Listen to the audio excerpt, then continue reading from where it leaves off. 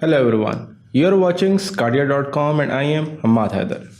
Today our topic is the shoulder injuries, which is actually includes the injuries that is mostly around the shoulder, which there are multiple bones which are present around the shoulder, which includes the clavicle fractures, the scapula fractures, acromioclavicular joint injuries, the sternoclavicular dislocation, and the dislocation of shoulder itself.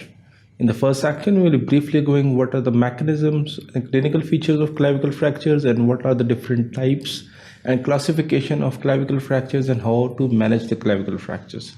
Then we will be going through briefly through the scapula fractures, what is Heidelberg classification, how the injuries are classified, and what are the different mechanisms by which we can treat the scapular injuries.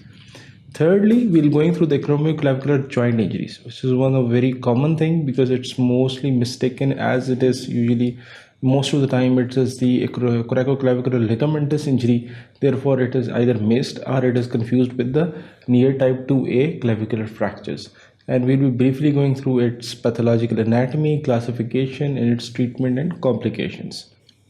Then in the last we'll be going through all the very rare dislocation, that is sternoclavicular dislocation, but posteriorly dislocation of sternoclavicular can be a disaster because it impinges on the trachea and other vital structures which are present in the mediastinum.